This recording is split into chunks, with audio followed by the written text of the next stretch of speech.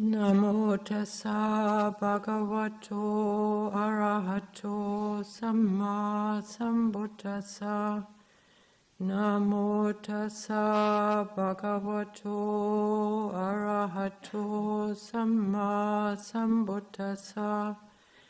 Namo tassa bhagavato arahato samma sambuddhassa. Buddhang dhammang sanghang namasami.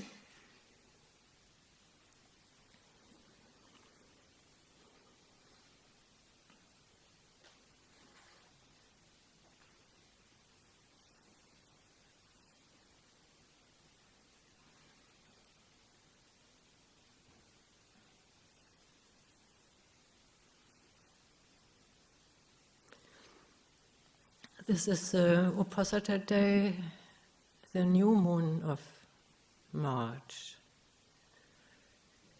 And we are pretty much at the end of our winter retreat. Less than 10 days to go. And on Thursday the 4-day group practice will start, which is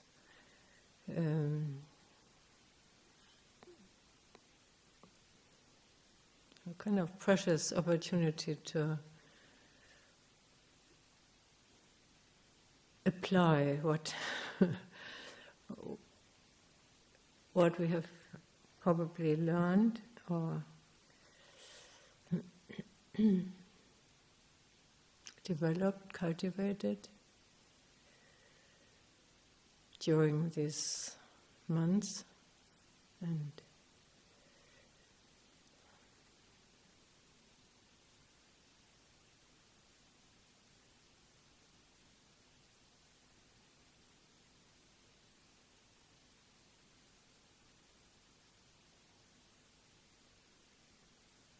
so I guess there's a lot of gratitude for this opportunity that we had 3 months winter retreat and could focus on our practice more or less. In a way, everything is practice, but we had more space really to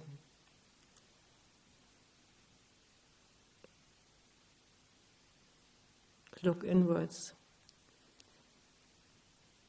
And not so much duties which were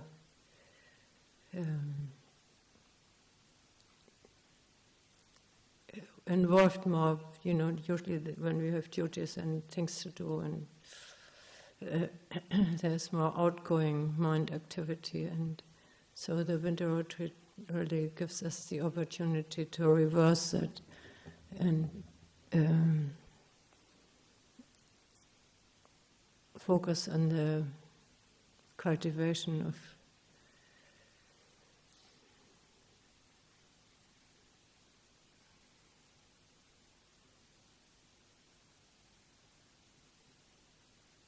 the Eightfold Noble Path.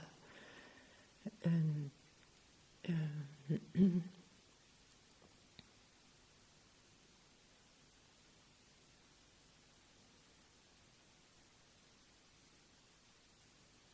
the way leading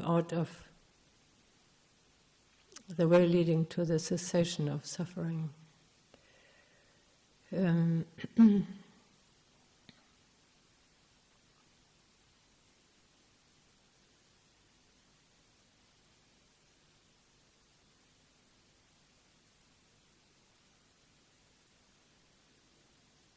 I would like to maybe start a little bit with right view. I think everybody who's here will know that right view is the first factor of the Noble Eightfold Path.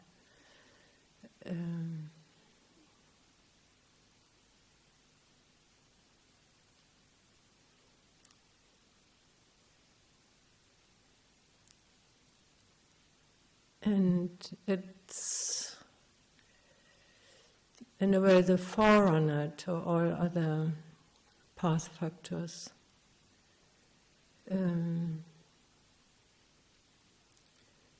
It's the wisdom factor of the path.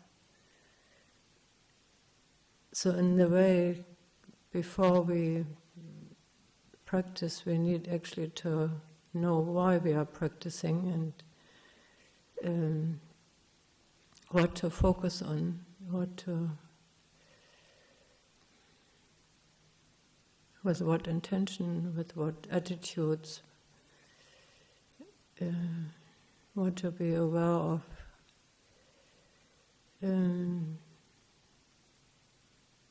How to be aware of. And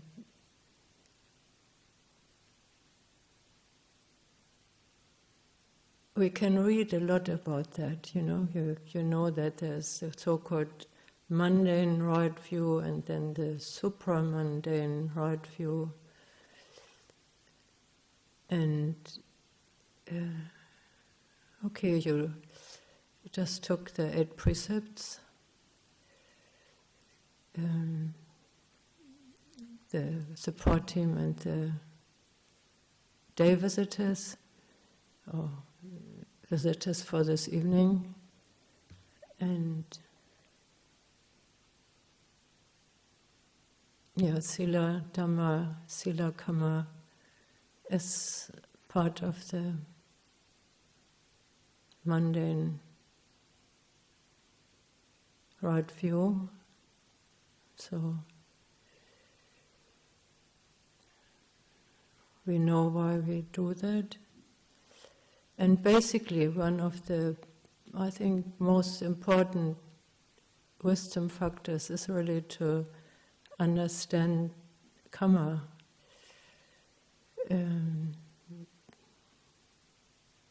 Kamma is intentional action.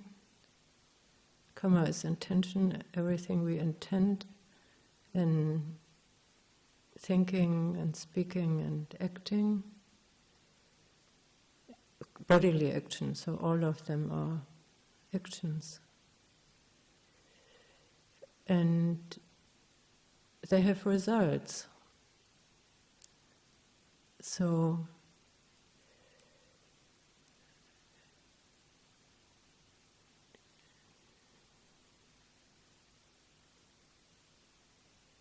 everything we think and say and do has an effect on ourselves, maybe on others as well, the environment.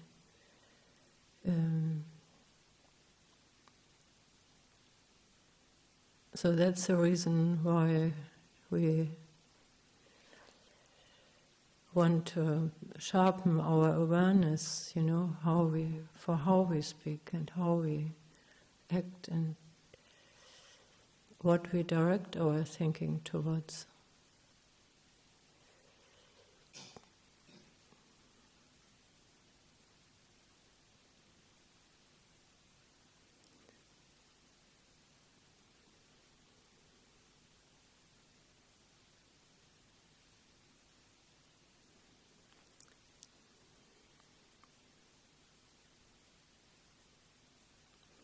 The Buddha said something, I wrote it down.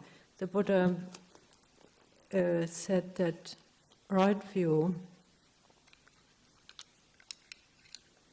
is extremely important because it influences everything we think and say and do, whether consciously or unconsciously, whether we are aware of it or not. And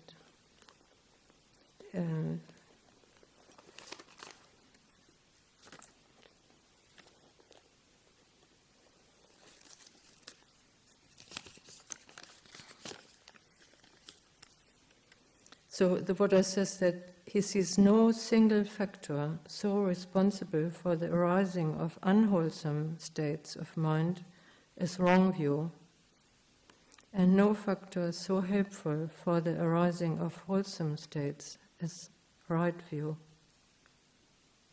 Also, There is no single factor so responsible for the suffering of living beings as wrong view, and no factor so potent in promoting the good of living beings as right view. So, we can have views and opinions and identify with it and think they are superior and this and that, and we are right, but even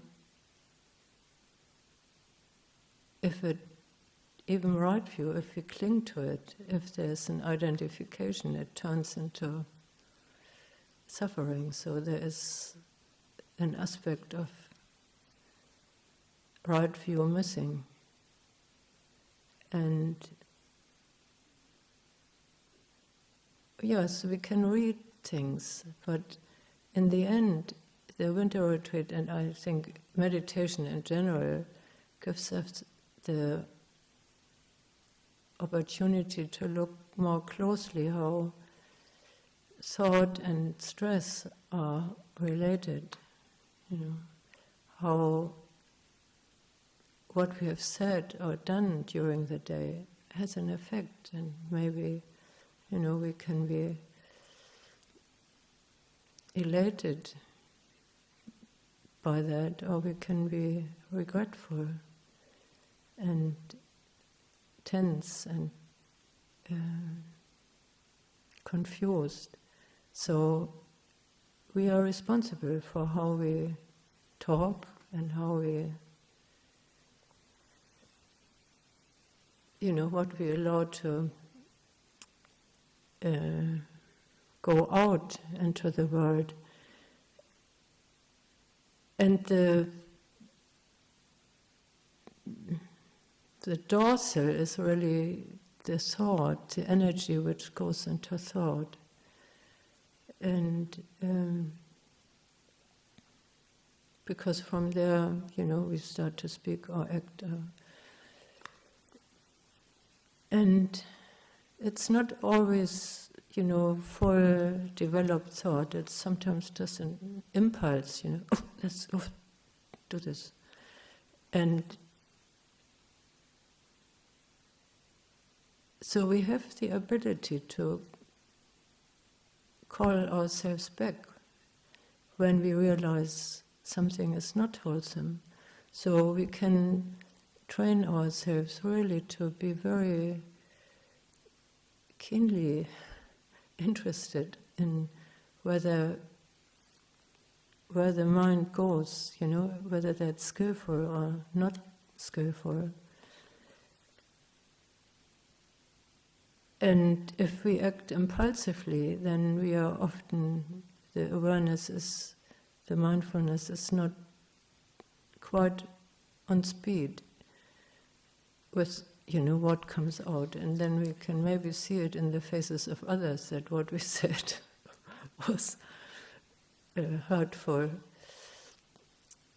At least we can see that and call ourselves back. But with the cultivation of mindfulness and meditation, we have the ability to really watch thought in its arising states and track it in terms of, is this a skillful thought? And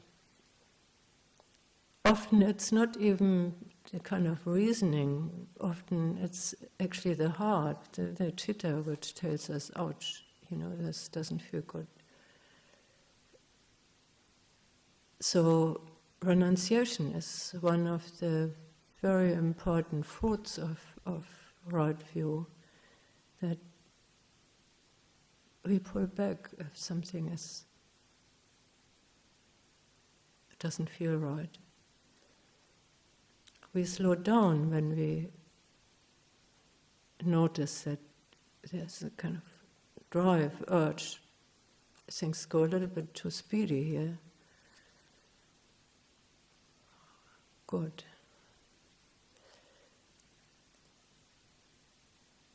So maybe the monastery is quite a privileged place, that we are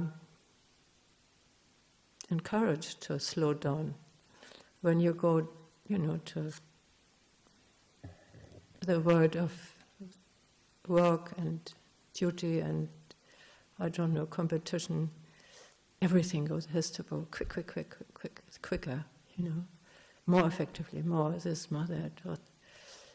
And there is very little space, mental space, time to reflect on the results of what we are doing, on the skillfulness. It's just performing, according to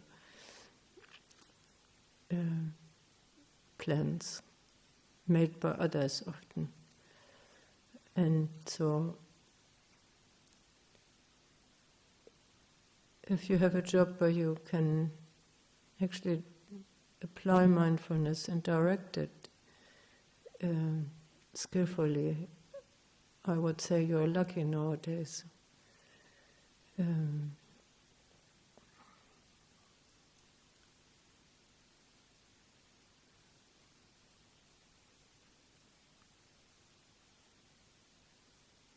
I have quit my job and went to the monastery because exactly at that point I realized the system, just school system, forced me to do things which I couldn't fully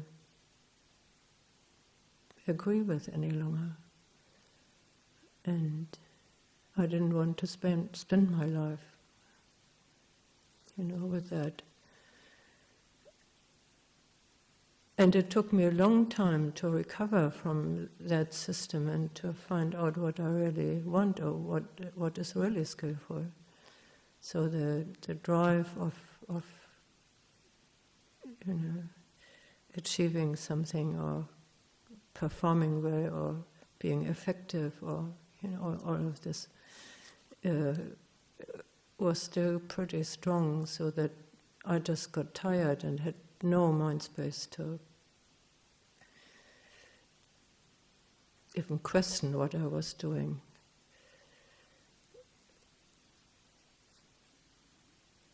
And slowly the monastic life has helped me to really value that.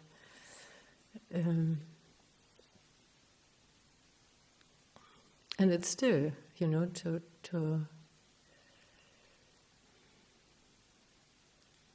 step back from expectations is something we all have to do, even in meditation. We start with view what we think should happen in meditation, but that may be true as a aspiration, kind of to know the goal, to know the choices, to know the values, but how to apply it is something we really have to find out for ourselves, and that is crucial.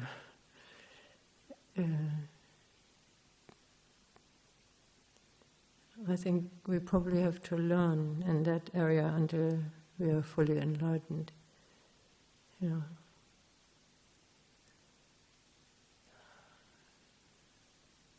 So disappointment with our meditation. What is that? Does it come from right view or from wrong view?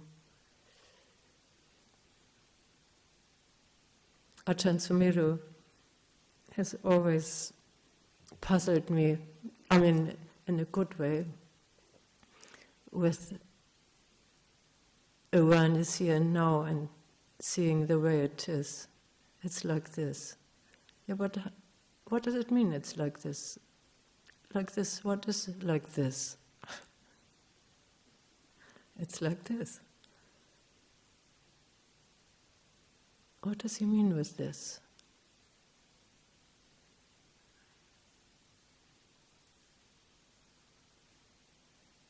So just acknowledging what is without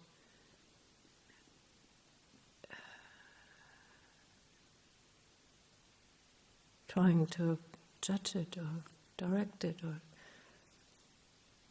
just rest with what is.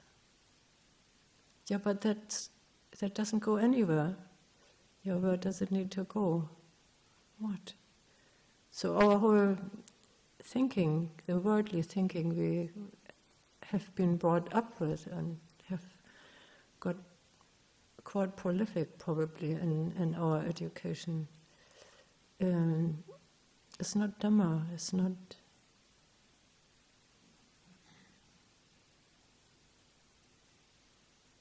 the truth of the way it is. It's always what should be. And that's basically suffering. That's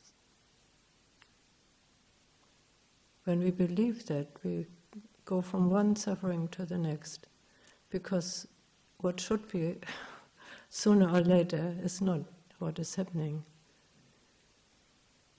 And then it's our fault, or somebody else's fault, or we did something wrong, they did something wrong. Something happened which shouldn't have happened. Really? Ajahn Chah saying, if it shouldn't have happened, it wouldn't happen. So when there are causes, then for everything which happens, there are causes. When we don't understand the causes, we are not in peace and not attuned to reality and not able to actually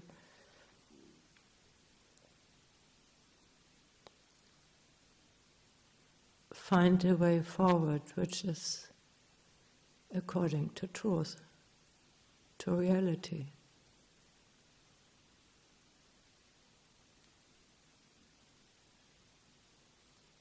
So when we sit in meditation and just, what is happening right now? Oh God. Thinking, itchiness, restlessness, discomfort. You are welcome. That's part of it. So, can I be with it, or do I think and act in a way that there shouldn't be? I need to change, I need to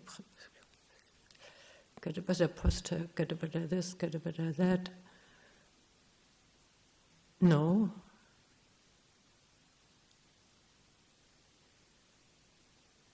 What about just being with it?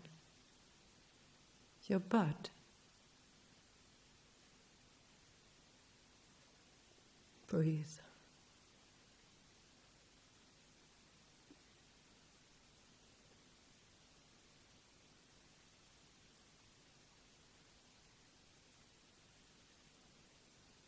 So the truth of this moment,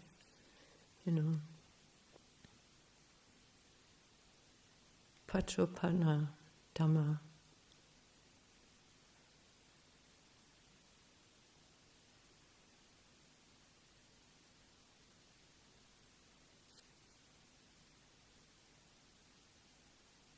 The truth of what is now.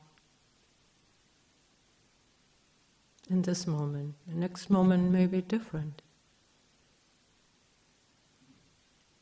And then,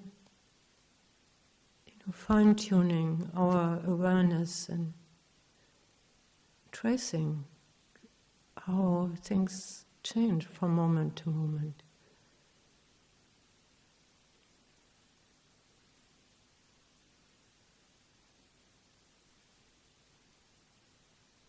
Breathing in, breathing out. How does the in-breath develop? How does it end? What happens at what we call end of in-breathing? How does the turn over to the out-breath happen. Not anything we do, just I think the only doing is really the awareness of noticing what is happening and trying to stay in this moment and not running ahead in, where does it lead to, or why is the going back, why am I so, whatever, tense? Why is the breath not flowing more deeply? Why? The thinking makes it shallow. The thinking gets into the way.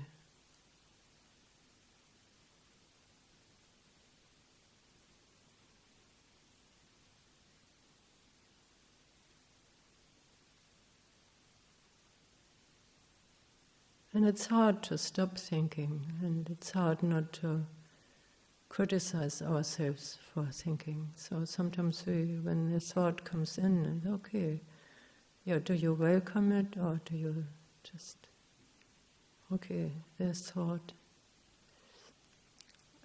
And I have the freedom not to engage in it.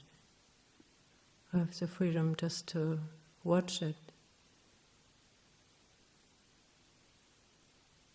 And if there's no tanha, for no clinging for thinking, it will subside. And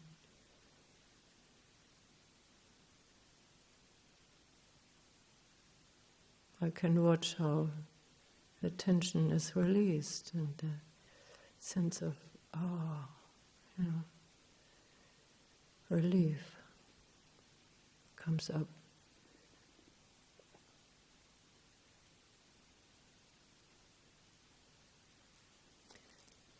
And I mean, in the end, right view is influencing all path factors, It influences the intention, where we, how we approach meditation, how we approach contact with others, how we approach our work, we approach our speech.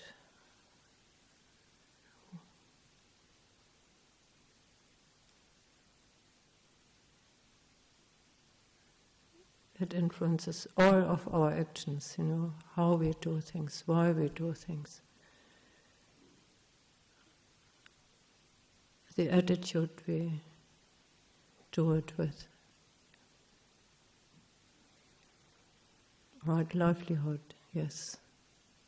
You can't do that without right view.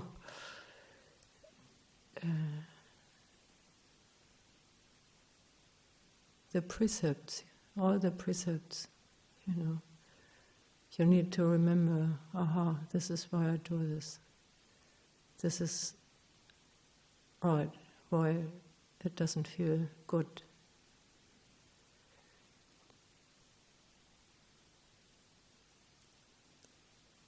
Right effort, what is right effort? We can think about it and then we can apply it.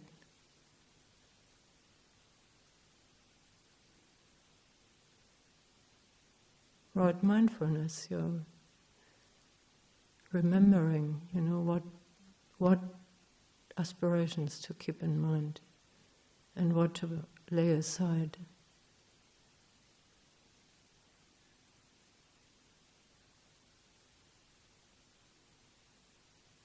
Right samadhi, collectedness. How much concentration, focus, how much letting go.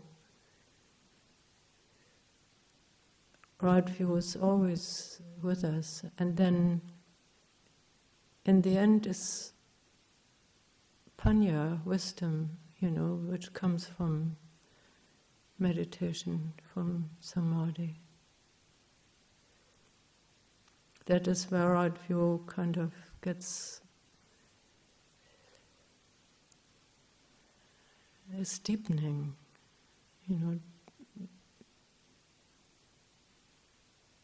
where the timeless Dhamma comes in. The characteristics, the three characteristics,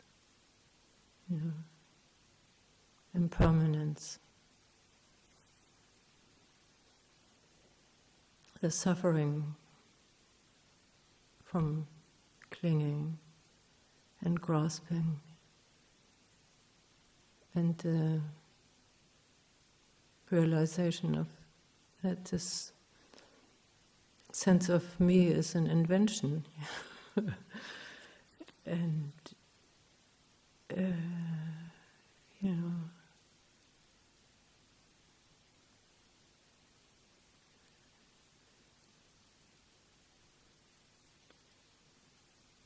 so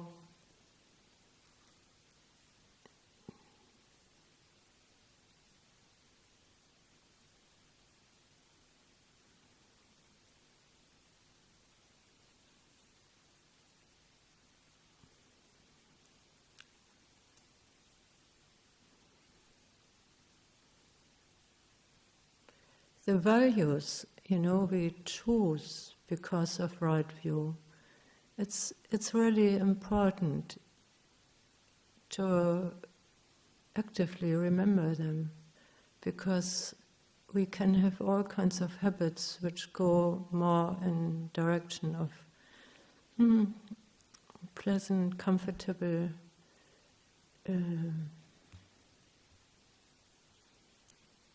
like sensual pleasures, and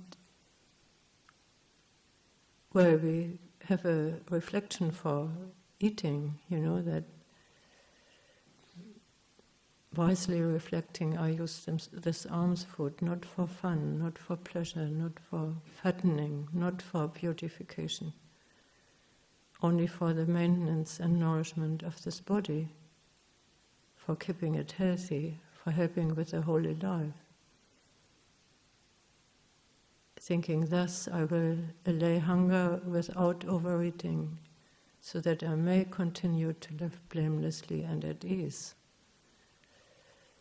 So we often say that together or on our own before we are eating. It's so easy, the conventional and habitual attitudes, habits, we need to question them. It's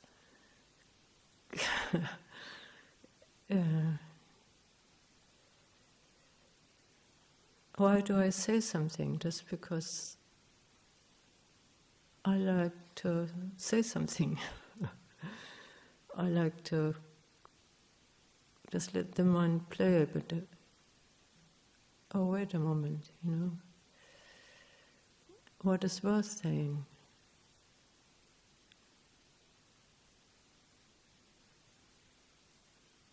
What is the value of being silent?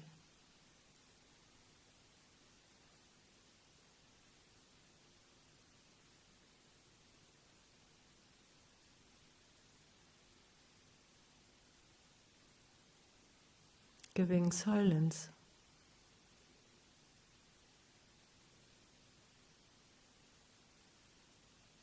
Well, I don't stop talking now, but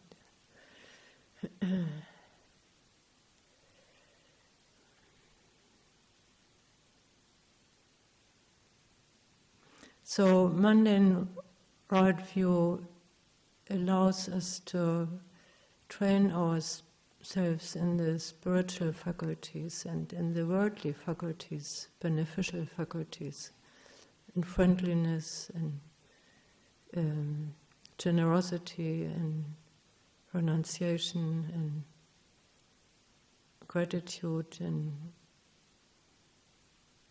empathy, and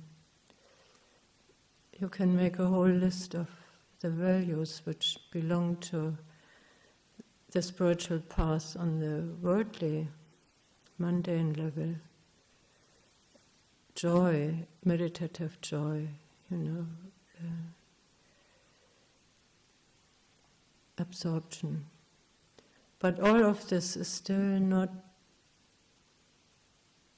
leading us out of the realm of rebirth and death. So it keeps us within the realm of suffering, samsara. But it is a necessary foundation for coming to the here and now Dhamma dorsal, the letting go of becoming.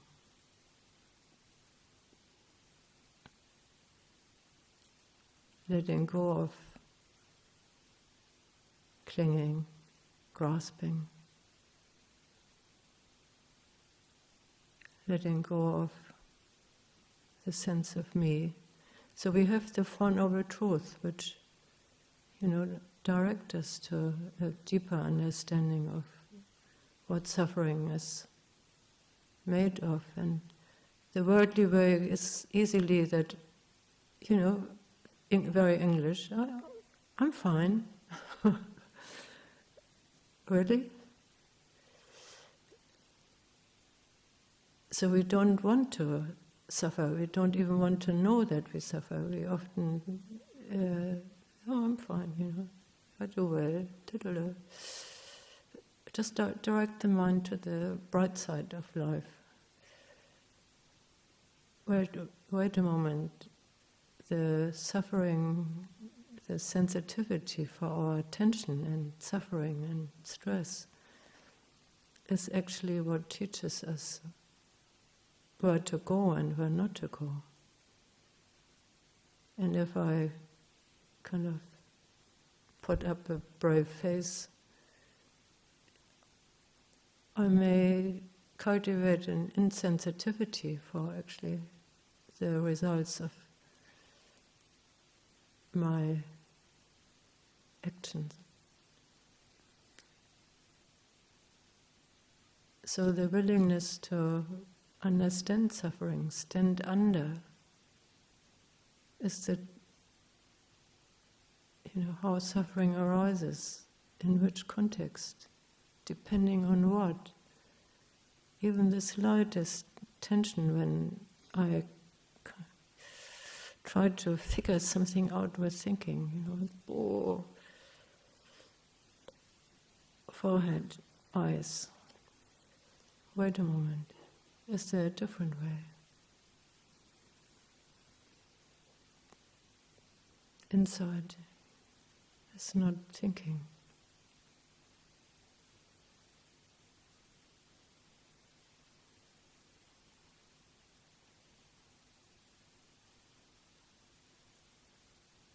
So it's not really possible to talk much about supramundane right view, because it's really right view coming from inside.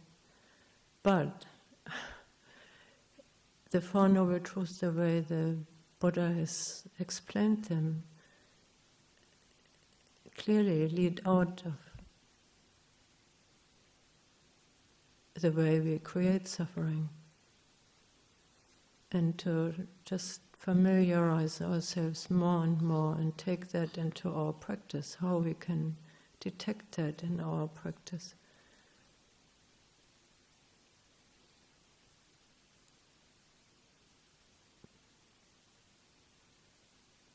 In this moment and in this.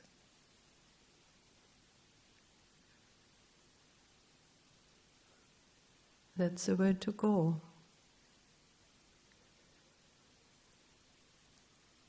And to give our energy to our attention. Our joy.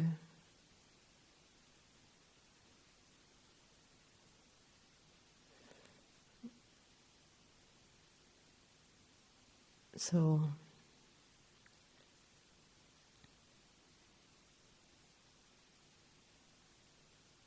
our heart.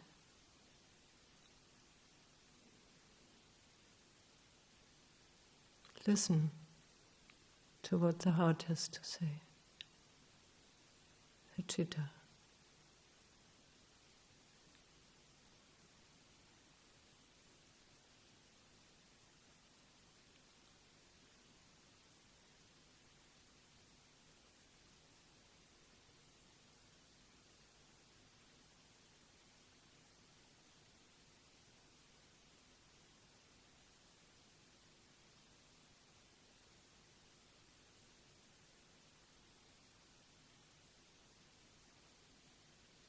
So maybe that's a way to finish this talk.